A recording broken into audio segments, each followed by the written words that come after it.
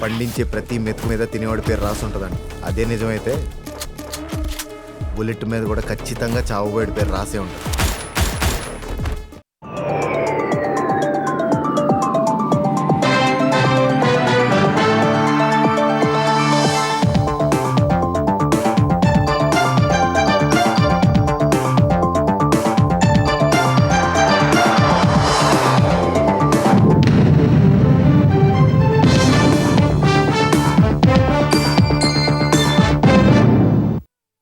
నమస్కారం, ఈటీవీ న్యూస్కు స్వాగతం. ముందుగా ముఖ్యాంశాలు. ఏపీ పట్టణాభివృద్ధికి కూటమి సర్కార్ భారీ ప్రణాళిక. అర్బన్ ఛాలెంజ్ ఫండ్ రెండో విడత కింద కేంద్రానికి 5,940 కోట్లతో ప్రతిపాదనలు. ఏపీలో 2025 ఎస్ఎస్ఆర్ ఓటర్ల జాబితా ప్రకారమే స్థానిక ఎన్నికలు. ఏర్పాట్లు ముమ్మరం చేసిన ఎస్ఈసి. బ్యాలెట్ బాక్సుల కోసం పొరుగు రాష్ట్రాలకు లేఖలు. నేడు ఉమ్మడి వరంగల్ జిల్లాలో రేవంత్ పర్యటన. 16,000 కోట్లతో హ్యామ్ రోడ్ల నిర్మాణానికి భూమి పూజ చేయనున్న సీఎం. తెలంగాణలో ప్రభుత్వ ఉద్యోగాల భర్తీకి వచ్చే వారం నుంచి వరుస నోటిఫికేషన్లు.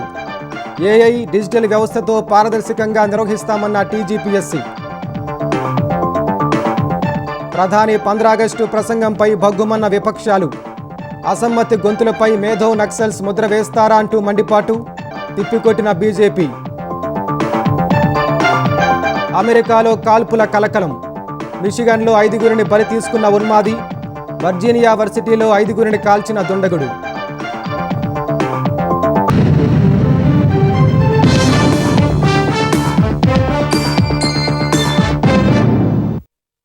ఆంధ్రప్రదేశ్లో పట్టణ మౌలిక వసతుల అభివృద్ధికి కూటమి ప్రభుత్వం భారీ ప్రణాళికలు సిద్ధం చేసింది. అర్బన్ ఛాలెంజ్ ఫండ్ రెండో విడత కింద ఏకంగా 5,940 కోట్ల విలువైన ప్రాజెక్టులను కేంద్ర ప్రభుత్వానికి ప్రతిపాదించింది. 4 ప్రధాన నగరాలతో పాటు 59 పురపాలక సంఘాల్లో తాగునీరు, డ్రైనేజీ, మురుగునీటి వ్యవస్థలు, పార్కింగ్ తదితర మౌలిక వసతులను మెరుగుపరిచేలా ప్రాజెక్టులు రూపొందించారు. ఆంధ్రప్రదేశ్లో పట్టణాల అభివృద్ధికి కేంద్రం ప్రకటించిన అర్బన్ ఛాలెంజ్ ఫండ్ పై ప్రభుత్వం దృష్టి సారించింది. రెండో విడతలో భాగంగా 5,940 కోట్లతో చేపట్టనున్న ప్రాజెక్టుల ప్రతిపాదనలను కేంద్ర పట్టణాభివృద్ధి మంత్రిత్వ శాఖకు పంపింది. ఇప్పటికే ఢిల్లీలో జరిగిన ఉన్నత స్థాయి సమావేశంలో ఈ ప్రతిపాదనలపై చర్చ జరిగింది. డిపిఆర్లు సిద్ధం చేసిన తర్వాత మరోసారి కేంద్రంతో సమావేశం నిర్వహించనున్నారు. ఈ పథకం కింద ప్రాజెక్టు అంచనా వ్యయంలో 25% నిధులను కేంద్రం గ్రాంటుగా అందించనుంది. మిగిలిన మొత్తాన్ని రాష్ట్ర ప్రభుత్వం, పురపాలక సంస్థలు సమకూర్చాల్సి ఉంటుంది. రెండో విడతలో విజయవాడకు భారీగా నిధులు ప్రతిపాదించారు. కీలక ప్రాంతాల్లో డ్రైనేజీ వ్యవస్థ ఏర్పాటుకు 600 కోట్లు, తాగునీటి సరఫరా వ్యవస్థను బలోపేతం చేసేందుకు స్కాడా విధానం అమలుకు మరో 300 కోట్లు ప్రతిపాదించారు. నెల్లూరులో మురుగునీటిని శుద్ధి చేసి పరిశ్రమలకు వినియోగించేలా 120 కోట్ల ప్రాజెక్టును ప్రతిపాదించారు. నగరంలోని పలు ప్రాంతాల్లో మురుగునీటి కాలువల నిర్మాణానికి 2 దశల్లో 130 కోట్ల పనులు చేపట్టాలని నిర్ణయించారు. రాజమహేంద్రవరానికి కూడా పలు కీలక ప్రాజెక్టులు ప్రతిపాదించారు. 20 కోట్లతో పీపీపీ విధానంలో మల్టీలెవెల్ కారు పార్కింగ్, 120 కోట్లతో గోదావరి రివర్ ఫ్రంట్ అభివృద్ధి చేయనున్నారు. మరో 100 కోట్లతో పీపీపీ విధానంలో కమర్షియల్ హబ్ ఏర్పాటు చేయాలని ప్రతిపాదించారు. గుంటూరులో 300 కోట్లతో భూగర్భ మురుగునీటి వ్యవస్థను ఏర్పాటు చేయాలని ప్రతిపాదించారు. పీవీకే నాయుడు కూరగాయల మార్కెట్ అభివృద్ధికి 100 కోట్లు, తాగునీటి సరఫరా విభాగంలో స్కాడా వ్యవస్థ ఏర్పాటుకు మరో 100 కోట్లు ప్రతిపాదించారు. అయితే ఈ ప్రాజెక్టులకు రాష్ట్ర వాటా నిధులను సమకూర్చడం కీలకంగా మారింది. ఇందుకోసం హడ్కో నుంచి రుణం తీసుకునే ప్రతిపాదనలను ప్రభుత్వం సిద్ధం చేసింది. నగరపాలక సంస్థల పరిధిలో మున్సిపల్ బాండ్ల ద్వారా నిధులు సమీకరించే అవకాశాన్ని కూడా పరిశీలిస్తోంది. ఆంధ్రప్రదేశ్లో స్థానిక సంస్థల ఎన్నికలు ఎస్ఐఆర్ తుది ఓటర్ల జాబితాలతో కాకుండా 2025 నాటి ఎస్ఎస్ఆర్ ఓటర్ల జాబితాల ఆధారంగా నిర్వహించనున్నారు. ఈ మేరకు రాష్ట్ర ఎన్నికల సంఘం ఏర్పాట్లు ముమ్మరం చేసింది. వచ్చే నెల 3 నాటికి ఫోటో గుర్తింపు ఓటర్ల జాబితాలను ప్రచురణకు సిద్ధం చేయాలని మున్సిపాలిటీలను ఆదేశించింది. ఎన్నికల సిబ్బందికి శిక్షణ, ఇతరత్రా ఏర్పాట్లు వేగంగా చేయాలనే యోచనలో ఎన్నికల సంఘం ఉంది. ఆంధ్రప్రదేశ్లో స్థానిక సంస్థల ఎన్నికలు ప్రత్యేక సమగ్ర సవరణ ఎస్ఐఆర్ తుది ఓటర్ల జాబితాలతో కాకుండా 2025 నాటి ప్రత్యేక సంక్షిప్త సవరణ ఓటర్ల జాబితాల ఆధారంగా నిర్వహించనున్నారు. అక్టోబర్ 3న సర్ తుది ఓటర్ల జాబితాలు ప్రచురించనున్నారు. వాటిని ప్రామాణికంగా తీసుకొని స్థానిక సంస్థల్లో ఓటర్ల జాబితాలు ప్రచురిస్తే ఎన్నికల నిర్వహణలో జాప్యమవుతుందని అధికారులు భావిస్తున్నారు. ఈ కారణంతో 2025 నాటి జాబితాలకే ఎన్నికల సంఘం అనుమతించింది. ఈ మేరకు పుర, నగరపాలక సంస్థలు, నగర పంచాయతీల్లో ఫోటో గుర్తింపు ఓటర్ల జాబితాల ప్రచురణకు ఏర్పాట్లు చేస్తున్నారు. స్థానిక సంస్థలకు అక్టోబర్లో ఎన్నికలు నిర్వహించాలన్న యోచనతో ప్రభుత్వం ఉందన్న సమాచారంతో రాష్ట్ర ఎన్నికల సంఘం ఏర్పాట్లు ముమ్మరం చేస్తోంది. మరోవైపు బీసీ రిజర్వేషన్లకు సంబంధించి డెడికేటెడ్ కమిషన్ శుక్రవారమే నివేదిక ఇచ్చింది. రిజర్వేషన్లపై ప్రభుత్వం త్వరలో నిర్ణయం తీసుకునే అవకాశాలున్నాయి. కీలకమైన రిజర్వేషన్ల ప్రక్రియ పూర్తయిందంటే ఎన్నికలు సమీపించినట్లుగానే భావించాలని అధికారులు అభిప్రాయపడుతున్నారు. ఈ నేపథ్యంలో ఓటర్ల జాబితాల ప్రచురణ మున్సిపాలిటీల్లో వచ్చే నెల 3లోగా ఇప్పటివరకు జాబితా సిద్ధం చేయని సుమారు 50 పంచాయతీల్లో ఈ నెల 17లోగా పూర్తి చేయాలని పురపాలక, పట్టణాభివృద్ధి, పంచాయతీరాజ్ శాఖలను ఎన్నికల సంఘం ఆదేశించింది. పంచాయతీల్లో పోలింగ్ కేంద్రాల ఎంపిక, వాటికి సంబంధించిన పబ్లికేషన్ ప్రక్రియ కూడా ఈ నెల 21 నుంచి 31లోగా పూర్తి చేయాలని సూచించింది. అదనపు బ్యాలెట్ బాక్సుల కోసం ఇతర రాష్ట్రాలకు రాష్ట్ర ఎన్నికల కమిషనర్ ఇప్పటికే లేఖలు రాశారు. ఎన్నికల సిబ్బందికి శిక్షణ, ఇతరాతర ఏర్పాట్లు 30 నుంచి 45 రోజుల్లో పూర్తి చేయాలన్న యోచనతో ఎన్నికల సంఘం ఉంది. ఆంధ్రప్రదేశ్లో స్థానిక సంస్థల్లో బీసీ రిజర్వేషన్లకు సంబంధించి డెడికేటెడ్ కమిషన్ ఇచ్చిన నివేదికపై ఈ నెల 18న శాసనసభలో చర్చించనున్నారు. అదే రోజు ఉదయం మంత్రివర్గ సమావేశంలో నివేదికను ఆమోదించి తర్వాత సభలో దానిపై చర్చ చేపట్టనున్నారు. బీసీ రిజర్వేషన్లకు సంబంధించి శాసనసభలో తీర్మానం లేదా బిల్లు ప్రవేశపెట్టే యోచనలో ప్రభుత్వం ఉన్నట్లు తెలుస్తోంది. దీనితో పాటు సోమవారం నుంచి 4 రోజుల పాటు జరిగే శాసనసభ సమావేశాల్లో చర్చించాల్సిన అంశాలపై సీఎం చంద్రబాబు మంత్రులతో టెలికాన్ఫరెన్స్ నిర్వహించారు. 17న శాసనసభ సమావేశాల తొలి రోజు డిఎస్సి, ఎల్నినో ప్రభావం, వ్యవసాయ రంగాలపై చర్చిస్తారు. ఎల్నినో వల్ల ఏపీపై ప్రతికూల ప్రభావం, వర్షాభావ పరిస్థితులు, తాగునీటి కొరత వంటి సమస్యలు, వాటిని ఎదుర్కొనేందుకు ప్రభుత్వం చేపడుతున్న చర్యలపై చర్చిస్తారు. రెండో రోజు బీసీ రిజర్వేషన్లు, మూడో రోజు వైసీపీ ప్రభుత్వ హయాంలో గ్రూప్ 1 పోస్టుల నియామక ప్రక్రియలో జరిగిన అక్రమాలు, శాంతి భద్రతల నిర్వహణకు ప్రభుత్వం చేపడుతున్న చర్యలపై ప్రధానంగా చర్చ చేపట్టనున్నారు. 4వ రోజు సూపర్ 6 పథకాల అమలు, రాష్ట్రానికి పెట్టుబడులపై చర్చించే అవకాశం ఉంది. ముఖ్యమంత్రి రేవంత్ రెడ్డి నేడు ఉమ్మడి వరంగల్ జిల్లాలో పర్యటించనున్నారు. మొదట ములుగు, హన్మకొండ జిల్లాల్లో పర్యటించనున్నారు. కామారెడ్డి జిల్లా జొక్కల్ నుంచి ప్రత్యేక హెలికాప్టర్లో మేడారం చేరుకొని వనదేవతలను దర్శించుకోనున్నారు. ఆలయ గద్దెల పునర్నిర్మాణ పనులను పర్యవేక్షించనున్నారు. 151 కోట్లతో చేపట్టిన పనుల పురోగతిపై ఆరా తీయనున్నారు. అనంతరం ములుగు జిల్లా కేంద్రానికి చేరుకుని వేల కోట్ల అభివృద్ధి పనులకు శ్రీకారం చుట్టనున్నారు. అటు దశాబ్దాల నుంచి అభివృద్ధికి నోచుకొని తండాలు, గూడేలు, గ్రామాల్లో రహదారుల అనుసంధానం చేసేందుకు హ్యామ్ విధానంలో రోడ్లు వేయనున్నారు. తొలి దశలో 3036 గ్రామాల్లో 16,000 కోట్ల రూపాయలతో హ్యామ్ రోడ్లు నిర్మించనున్నారు. మొదటి దశలో 7,448 కిలోమీటర్ల మేర తార్ రోడ్ల నిర్మాణానికి అడుగులు పడనున్నాయి. ఈ మేరకు పైలాన్ను సీఎం ఆవిష్కరించనున్నారు. అనంతరం సీఎం హన్మకొండ జిల్లా పరకాల చేరుకోనున్నారు. అక్కడ సుమారు 400 కోట్ల రూపాయలతో చేపట్టిన అభివృద్ధి కార్యక్రమాలతో పాటు నూతనంగా నిర్మించిన 100 పడకల ఆసుపత్రిని ప్రారంభించనున్నారు. Young India integrated residential school, advanced training centre, Indira Mahila డైరీకి శంకుస్థాపన చేశారు. కార్యక్రమాలన్నీ పూర్తయిన అనంతరం బహిరంగ సభలో సీఎం పాల్గొనున్నారు. వనదేవతలు కొలువైన ములుగు జిల్లా నుంచే ప్రభుత్వ పథకాలు ప్రారంభం కానుండడంపై తెలంగాణ పంచాయతీరాజ్ శాఖ మంత్రి సీతక్క హర్షం వ్యక్తం చేశారు. నేడు సీఎం రేవంత్ రెడ్డి చేతుల మీదుగా శ్రీకారం చుట్టనున్నారని సీతక్క వెల్లడించారు. పింఛన్లు, 16,000 కోట్ల రూపాయలతో చేపట్టబోయే హ్యామ్ రోడ్ల నిర్మాణం ద్వారా గ్రామీణ రహదారుల ముఖచిత్రం పూర్తిగా మారబోతోందని ఆశాభావం వ్యక్తం చేశారు. రేవంత్ రెడ్డి ప్రత్యేక చొరవతో ములుగు జిల్లా అభివృద్ధి పదంలో దూసుకెళ్తుందని, భవిష్యత్తులో తమ జిల్లాను అగ్రస్థానంలో నిలబెట్టడమే తన లక్ష్యమని సీతక్క అన్నారు. సమ్మక్క సారలమ్మ అంటే కష్టాలలో ఉన్న వాళ్ళందరికీ ఒక ఇంటి తల్లి కాబట్టి ఈరోజు ఒంటరి మహిళలు వాళ్ళకు మనం అండగా ఉండాలని ఆ సమ్మక్క సారలమ్మ దీవెనతోటి అక్కడి నుంచి మనం పెన్షన్ కార్యక్రమాన్ని ప్రారంభిస్తున్నాం. ఈ మహిళలకు, ఒంటరి మహిళలకు, వితంతు మహిళలకు పెన్షన్స్ ఇవ్వాలనేది స్కీమ్ కాబట్టి ఆ స్కీమ్ ప్రారంభిస్తాం. రేషన్ కార్డులు కూడా ఇవ్వడం జరుగుతుంది. కాబట్టి వీటన్నింటిని దృష్టిలో పెట్టుకొని ప్రతి ఒక్కరూ మరి ఇంకా ఏం కావాలనుకున్నా మనము మనకుండే బడ్జెట్ను బట్టి రూపొందించుకొని ముందుకెళ్ళడం జరుగుతుంది. 2.5 ఏళ్లలో దాదాపుగా పెద్ద ఎత్తున నిధులు తీసుకొచ్చుకొని అన్నీ కంప్లీట్ చేసుకోవాలనే లక్ష్యంతో ముందుకు పరిగెత్తినాం. కొంతవరకు మేము సాధించుకున్నాం. ఖమ్మం జిల్లాలో ఉప ముఖ్యమంత్రి మల్లు భట్టి విక్రమార్క సుడిగాలి పర్యటన చేశారు. మధుర నియోజకవర్గం బోనకల్ యంగ్ ఇండియా స్కూల్ పనులను పరిశీలించి పాఠశాల పనులను మరింత వేగవంతం చేయాలని గుత్తేదారులను ఆదేశించారు. నిర్మాణ కార్మికుల సంఖ్యను పెంచుకుని పనులను మరింత వేగవంతం చేయాలన్నారు. వైరా మండలం స్నానాల లక్ష్మీపురంలో శ్రీరామలింగేశ్వర స్వామి దేవాలయంలో నిర్మాణం చేపట్టిన రహదారులు పలు అభివృద్ధి పనులను డిప్యూటీ సీఎం పరిశీలించారు. రహదారుల నిర్మాణ పనులను త్వరితగతిన పూర్తి చేయాలని అధికారులను ఆదేశించారు. పర్యటనలో భాగంగా 16 ఏళ్ల లక్ష్మీ మనీష్ ఇచ్చిన కానుకకు భట్టి భావోద్వేగానికి గురయ్యారు. పుట్టుకతో వినికిడి సమస్య ఉన్న 16 ఏళ్ల లక్ష్మీ మనీష్కు భట్టి స్వయంగా హీరింగ్ మెషిన్ అందించారు. ప్రతిగా తన చేత్తో వేసిన పెన్సిల్ ఆర్ట్ చిత్రాన్ని మనీష్ భట్టికి కానుకగా అందించారు. ఆ చిత్రాన్ని అందుకున్న భట్టి విక్రమార్క కొద్దిసేపు భావోద్వేగానికి గురై బాబును అభినందించారు. కృష్ణా జలాల విషయంలో తెలంగాణకు అన్యాయం చేసేలా వ్యవహరిస్తే ఊరుకునేది లేదని మాజీ మంత్రి శ్రీనివాస్ గౌడ్ అన్నారు. రాష్ట్ర విభజన నీళ్లు నిధులు నియామకాల కోసమే జరిగిందని, తెలంగాణ ఏర్పడిన తర్వాత 10 ఏళ్ల పాటు రాష్ట్రానికి దక్కాల్సిన నీటిని వినియోగించుకొని వరి సాగులో దేశంలోనే అగ్రస్థానానికి చేరుకున్నామని అన్నారు. కేఆర్ఎంబీ చైర్మన్కు ఏపీ ఇంజనీర్ ఇన్ చీఫ్ రాసిన లేఖపై శ్రీనివాస్ గౌడ్ తీవ్ర అభ్యంతరం వ్యక్తం చేశారు. తెలంగాణలో నీటి నిల్వ సదుపాయాలు లేవని ఇంజనీర్ ఇన్ చీఫ్ లేఖ రాయడం సరికాదన్నారు.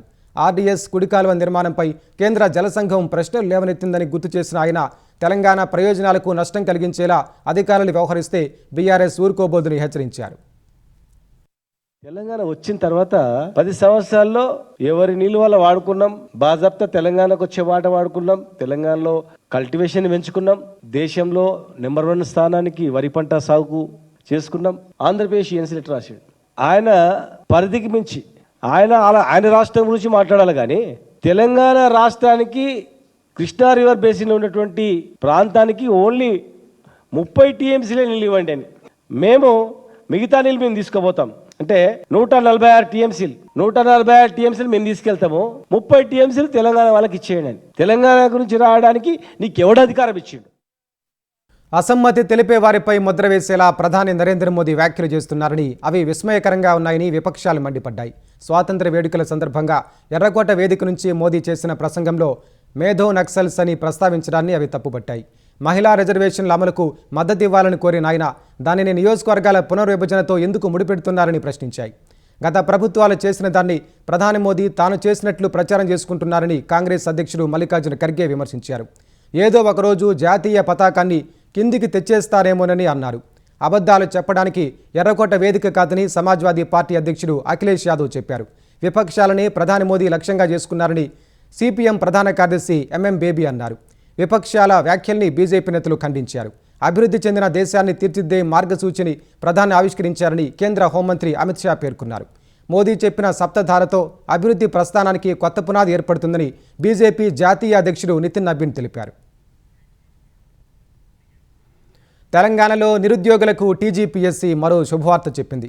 రాష్ట్రంలో ప్రభుత్వ ఉద్యోగాల భర్తీకి వచ్చే వారం నుంచి వరుస నోటిఫికేషన్లు జారీ చేయనున్నట్లు ప్రకటించింది. ఈ మేరకు ఉద్యోగాల భర్తీ ప్రక్రియ చేపడతామని కమిషన్ చైర్మన్ బుర్రా వెంకటేశ్వరం తెలిపారు.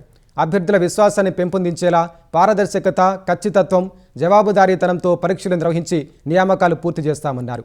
టీజీపీఎస్సీ రాజ్యాంగబద్ధమైన సంస్థ అని, ఎలాంటి తప్పులు లేకుండా నియామకాల్ని పారదర్శకంగా నిర్వహిస్తోందని అన్నారు. ఏఐ, బ్లాక్ చైన్, ఇతర డిజిటల్ వ్యవస్థలను నియామకాల్లో అనుసంధానం చేసి పారదర్శకత మరింత పెంచుతామని వివరించారు. విద్యార్థులు జీవితంలో గొప్ప లక్ష్యాలను నిర్దేశించుకుని వాటిని సాకారం చేసుకునే దిశగా ముందుకు సాగాలని బీఆర్ఎస్ వర్కింగ్ ప్రెసిడెంట్ కేటీఆర్ అన్నారు. యువత తమ ఆలోచనలు, శక్తి, ప్రతిభను దేశ ప్రగతికి వినియోగించాలని ఉద్బోధించారు. మేడ్చల్ మల్కాజ్గిరి జిల్లా ఘట్కేసర్లోని విజ్ఞాన కళాశాలలో నిర్వహించిన గ్రాడ్యుయేషన్ డే వేడుకల్లో పాల్గొన్న కేటీఆర్ విద్యార్థి దశలో నేర్చుకున్న జ్ఞానం, ఎదురైన అనుభవాలు జీవితంలో ఎంతో ఉపయోగపడతాయని చెప్పారు.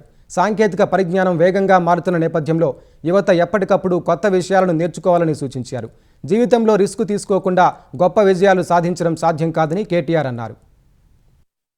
ఇవాళ దేశంలో ఉన్న పరిస్థితులు, దేశంలో ఉన్న రాజకీయాలు అన్ని కూడా మీ చుట్టూనే తిరుగుతా ఉన్నాయి. జెన్ జీ చుట్టే తిరుగుతా ఉన్నాయి. మా జనరేషన్ పరిస్థితి ఏంటంటే చెప్పాలి, చెప్పి వెళ్ళాలి, చెప్పులు వేసుకుని వెళ్ళాలి. ఇది మా జనరేషన్ ఆ రోజు ఉన్న పరిస్థితి. కానీ ఇప్పుడు అట్లా కాదు. అనుకున్నది చేసే తత్వం, సొంతంగా ఆలోచించే తెలివితేటలు, సొంతంగా నిర్ణయం తీసుకునే ధైర్యం ఉన్న జనరేషన్ మీది. కాబట్టే అందరూ కూడా మీ వైపే చూస్తా ఉన్నారు. I believe this is the most fearless generation that independent India has produced. Therefore, our future is secure, and I am firmly of the opinion and confidence that you guys have the ability to really make India the number 1 in the world. కేంద్ర ప్రభుత్వం కులగణన చేపట్టాలని ఉత్తర్వులు జారీ చేయడం చారిత్రాత్మక విజయమని జాతీయ BC సంక్షేమ సంఘం అధ్యక్షుడు రాజ్యసభ ఎంపీ ఆర్ కృష్ణయ్య పేర్కొన్నారు. హైదరాబాద్ బీసీ భవన్లో జరిగిన సమావేశానికి హాజరైన ఆర్ కృష్ణయ్య ప్రధానమంత్రి నరేంద్ర మోదీకి కృతజ్ఞతలు తెలిపారు. ఈ ఉత్తర్వులు బీసీల అభివృద్ధికి పునాదని ప్రధాని నరేంద్ర మోదీ చరిత్రలో నిలిచిపోతారని పేర్కొన్నారు. కేంద్రంలోని బీజేపీ ప్రభుత్వం తొలిసారిగా జనగణనలో కులగణన చేపడుతుందని, ఇది దేశ చరిత్రలో రికార్డు అని కృష్ణయ్య అభివర్ణించారు. 80 ఏళ్ల చరిత్రలో ఏ పార్టీ కూడా కులగణన చేయలేదని ఆయన తెలిపారు. ఇక్కడ మనతో ఏబిసిడి ఉన్నాయి, రిజర్వేషన్లు, విద్యా ఉద్యోగ రిజర్వేషన్లు. కానీ కేంద్రంలో ఏబిసిడి లేవు. చాలా రాష్ట్రాల్లో ఏబిసిడి లేవు. వర్గీకరణ లేదు, ఏ గ్రూపులుగా చేయలేదు. జనాభా ప్రకారము ఏబిసిడి గ్రూపులు చేయడానికి పునాది ఏర్పడుతుంది. రోహిణి కమిషన్ సర్వే చేసి ఏబిసిడి చేయాలి, కానీ జనాభా లెక్కలు లేవని పెండింగ్ పెట్టారు. ఇప్పుడు జనాభా లెక్కలు వచ్చిన ఒక నెల లోపలే కేంద్ర రిజర్వేషన్లు ఏబిసిడి గ్రూపులు అవుతాయి. హైదరాబాద్ శివార్లో డ్రగ్స్ రాకెట్ గుట్టు రట్టయింది. మౌలాలిలో ఓ ల్యాబ్ కేంద్రంగా సాగుతున్న డ్రగ్స్ తయారీ వ్యవహారాన్ని నార్కోటిక్ కంట్రోల్ బ్యూరో అధికారులు ఛేదించారు. కెమికల్ సైంటిస్టుల సాయంతో డ్రగ్స్ తయారు చేసి ఇతర రాష్ట్రాలకు తరలిస్తున్న ముఠాపై దాడులు నిర్వహించారు. సుమారు 17 కోట్ల విలువైన అల్ఫాజోలం, దాని తయారీకి కావలసిన ముడి సరుకును స్వాధీనం చేసుకున్నారు. 15 ఆగస్టు వేడుకలకు వైసీపీ అధినేత జగన్మోహన్ రెడ్డి దూరంగా ఉండటాన్ని తెలుగుదేశం పార్టీ తప్పుపట్టింది. గంజాయి బ్యాచ్లను పరామర్శించేందుకున్న తీరిక జాతీయ జెండా ఎగరవేయడానికి లేదా అంటూ తీవ్రస్థాయిలో ధ్వజమెత్తింది. రోడ్లపై అరాచకాలు సృష్టించేందుకు, కార్యకర్తలను కార్ల కింద తొక్కించేందుకు వచ్చిన ఓపిక 15 ఆగస్టు వేడుకల్లో పాల్గొనడానికి లేదా అని ప్రశ్నించింది. 2024 ఎన్నికల్లో ఓటమి తర్వాత వరుసగా 3వ ఏడాది జగన్ స్వాతంత్ర వేడుకలకు దూరంగా ఉన్నారని ఆరోపించింది. గతంలో జగన్ పాల్గొన్న పాత వీడియోలను సామాజిక మాధ్యమాల్లో పెట్టి ప్రజలను మభ్యపెట్టేందుకు వైసీపీ సోషల్ మీడియా ప్రయత్నిస్తోందని మండిపడింది. పోలీసులను విమర్శించేందుకు తెరుచుకునే జగన్ నోరు స్వాతంత్ర్య సమరయోధులను స్మరించేందుకు ఎందుకు తెరుచుకోవడం లేదని టీడీపీ ప్రశ్నించింది. దేశం, జాతీయత, ప్రజాస్వామ్య విలువలపై జగన్కు గౌరవం లేదని విమర్శించింది. విజయవాడ కృష్ణలంకలో కృష్ణానదిలో ఈత కొట్టడానికి వెళ్లి 3 యువకులు మృతి చెందారు. మృతులు కృష్ణలంక ఇంద్రకాలనీ ప్రాంతానికి చెందిన గౌతమ్, జాషువా, తేజులుగా గుర్తించారు. 3 యువకులు మెట్ల బజారు సమీపంలో పద్మావతి ఘాట్ వద్దకు ఈత కొట్టేందుకు వెళ్లారు. నదిలోకి దిగిన కాసేపటికే నీటి ఉధృతికి 3 గల్లంతయ్యారు. ఒడ్డున ఉన్నవారు గమనించి కేకలు వేయడంతో స్థానికులు వెంటనే కృష్ణలంక పోలీసులకు సమాచారం అందించారు. రంగంలోకి దిగిన పోలీసులు స్థానిక గజ ఈతగాళ్లతో కలిసి గాలింపు చేపట్టారు. నదిలో మునిగిపోయిన 3 యువకుల మృతదేహాలను గజ ఈతగాళ్లు వెలికి తీశారు. ఆటపాటలతో కళ్ల ముందే తిరిగిన బిడ్డలు నిర్జీవంగా పడి ఉండటాన్ని చూసి తల్లిదండ్రులు, బంధువులు గుండె లవిసేలా రోధించారు. జార్ఖండ్ లాతెహార్ జిల్లాలో ఘోర రోడ్డు ప్రమాదం జరిగింది. ట్రక్కు అదుపు తప్పి ఆటో, ద్విచక్ర వాహనాన్ని ఢీకొనడంతో ఓ చిన్నారి సహా 6 మృతి చెందారు. ప్రమాదం ధాటికి ఆటో నుజ్జునుజ్జైంది. సమాచారం అందుకున్న పోలీసులు హుటాహుటిన ఘటనా స్థలానికి చేరుకుని సహాయక చర్యలు చేపట్టారు. స్థానికుల సాయంతో ఆటోలో ఇరుక్కున్న మృతదేహాలను బయటకు తీశారు. పోస్టుమార్టం నిమిత్తం మృతదేహాలను సర్దార్ ఆసుపత్రికి తరలించారు. అతివేగమే ప్రమాదానికి కారణమని పోలీసులు ప్రాథమికంగా నిర్ధారించారు. పరారీలో ఉన్న లారీ డ్రైవర్ను పట్టుకునేందుకు ప్రయత్నిస్తున్నామని ఎస్ఐ తెలిపారు. తక్కువ పన్ను చెల్లించేవారు ఇప్పటి వరకు వెల్లడించని విదేశీ ఆస్తులను 60% పన్ను కట్టి ప్రకటించడానికి వీలు కల్పించే కొత్త స్వచ్ఛంద వెల్లడి పథకాన్ని కేంద్రం ప్రకటించింది. ఈ పథకం కింద విదేశీ ఆస్తులను వెల్లడించే వారిపై ఎలాంటి అదనపు జరిమానాలు, చర్యలు ఉండబోవని ఆదాయపు పన్ను శాఖ వెల్లడించింది.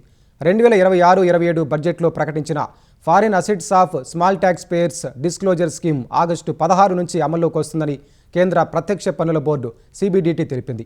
ఈ పథకం కింద 2026 డిసెంబర్ 31 వరకు ఆన్లైన్లో వివరాలు వెల్లడించడానికి అవకాశం ఉంటుందని వివరించింది. ఈ నిబంధనల ప్రకారం పన్ను చెల్లింపుదారులు తాము వెల్లడించని విదేశీ ఆస్తి లేదా ఆదాయం విలువపై 30% పన్ను చెల్లించాలి. దానికి అదనంగా ఆ పన్నుకు సమానమైన మొత్తాన్ని కూడా చెల్లించాలి. దీనివల్ల మొత్తం పన్ను భారం 60%కు చేరుకుంటుంది. ఈ పథకం కింద చేసే ఆస్తుల ప్రకటనలో 2 విభాగాలు ఉన్నాయి. మొదటి విభాగంలో వెల్లడించని విదేశీ ఆస్తి లేదా విదేశీ ఆదాయం మొత్తం విలువ ₹1,00,00,000 మించకూడదు. రెండో విభాగంలో ఆస్తుల పరిమితిని 5 కోట్లుగా నిర్ణయించారు. దీనికి ₹1,00,000 ఫీజుగా చెల్లించాల్సి ఉంటుంది. Petrol, diesel, aviation turbine fuel ATFలపై విండ్ ఫాల్ ట్యాక్స్ను కేంద్రం తగ్గించింది. ఈ తగ్గింపు ఆగస్టు 15 నుంచి వర్తిస్తుందని ఆర్థిక శాఖ జారీ చేసిన నోటిఫికేషన్ వెల్లడించింది. లీటరు డీజిల్పై ₹25.5 ఉన్న ప్రత్యేక అదనపు ఎక్సైజ్ డ్యూటీ SAEDని లీటర్కు ₹24 తగ్గించింది. ATFపై ఉన్న అదనపు ఎక్సైజ్ డ్యూటీ లీటర్కు 22 నుంచి ₹19.5 తగ్గించింది. ఆగస్టు 3న పెట్రోల్పై విధించిన విండ్ ఫాల్ ట్యాక్స్ లీటర్కు ₹3.5 ఉండగా ఇప్పుడు కేంద్రం పూర్తిగా తగ్గించింది. పశ్చిమాసియా పరిణామాలతో మార్చి 27 నుంచి డీజిల్ ఏటీఎఫ్లపై ఎగుమతి పన్ను విధించింది. అయితే దేశీయంగా పెట్రోల్ డీజిల్పై ప్రస్తుతం ఉన్న పన్నుల్లో ఎలాంటి మార్పు లేదని కేంద్ర ఆర్థిక శాఖ స్పష్టం చేసింది. దేశంలో పెట్రోల్ డీజిల్ కొరత రాకుండా ఎక్కువ చమురు నిల్వలు అందుబాటులో ఉండేందుకు కేంద్రం విండ్ఫాల్ ట్యాక్స్ను అమలు చేస్తోంది. పశ్చిమాసియా ఉద్రిక్తతల కారణంగా పెరిగిన ధరలను సొమ్ము చేసుకునేందుకు ఎగుమతిదారులు భారీగా ఎగుమతులు చేయకుండా ఈ పన్ను నిలువరిస్తుంది. ప్రభుత్వ ఉద్యోగ నియామక పరీక్షల్లో అక్రమాలు జరిగాయంటూ జార్ఖండ్లో విద్యార్థులు చేపట్టిన ఆందోళన 23వ రోజుకు చేరుకుంది. జేఎంఎం నేతృత్వంలోని కూటమి ప్రభుత్వం తమ సమస్యలపై రాజకీయం చేస్తోందని విద్యార్థులు ఆరోపించారు. తమ డిమాండ్లపై ప్రభుత్వం సరైన చర్యలు తీసుకోకపోవడంతో ఇవాళ 24 జిల్లాల్లో సీఎం హేమంత్ సోరెన్, కాంగ్రెస్ అగ్రనేత రాహుల్ గాంధీ దిష్టిబొమ్మలను దహనం చేయనున్నట్లు తెలిపారు. సీఎం హేమంత్ సోరెన్ రాజీనామా డిమాండ్ చేస్తూ ఈ నెల 20న ఆయన నివాసాన్ని ముట్టడించనున్నట్టు ప్రకటించారు. తమ ఉద్యమానికి మద్దతిచ్చిన ప్రభుత్వంపై ఒత్తిడి తీసుకురావడంతో రాహుల్ గాంధీ విఫలమయ్యారని దుయ్యబట్టారు. జేఎంఎం కూటమి నుంచి కాంగ్రెస్ బయటకు రావాలని విద్యార్థులు డిమాండ్ చేశారు. ప్రభుత్వం తమ డిమాండ్లను నెరవేర్చే వరకు ఆందోళన విరమించేది లేదని విద్యార్థులు స్పష్టం చేశారు. అక్రమాలు జరిగినట్లు వస్తున్న ఆరోపణలపై నిష్పాక్షిక విచారణ జరిపి తప్పు చేసిన వారిపై కఠిన చర్యలు తీసుకుంటామని జార్ఖండ్ సీఎం హేమంత్ సోరెన్ తెలిపారు. భవిష్యత్తులో పరీక్షలను పారదర్శకంగా నిర్వహించేందుకు సాంకేతికతను వినియోగిస్తామని చెప్పారు. అమెరికా మిషిగన్ రాష్ట్రంలో కాల్పులు కలకలం రేపాయి. మిస్సాకి కౌంటీలో ఓ దుండగుడు విచక్షణారహితంగా కాల్పులు జరపడంతో 5గురు మృతి చెందారు. ఓ బాలిక గాయపడింది. నిందితుడు తొలుత ఓ నివాసంలోకి ప్రవేశించి కాల్పులు జరపగా 3 మృతి చెందారు. అక్కడి నుంచి పరారై మరో చోటుకు వెళ్లి కాల్పులు జరపడంతో మరో 2 మృతి చెందారు. ఈ ఘటనకు పాల్పడినట్లు భావిస్తున్న చాదిహిక్ మన్ మృతదేహం సమీప అటవీ ప్రాంతంలో లభ్యమైనట్లు పోలీసులు తెలిపారు. బాలికను వేధించిన కేసులో హిక్మెన్కు 2024లో ఏడాది పాటు జైలు శిక్ష పడిందని చెప్పారు.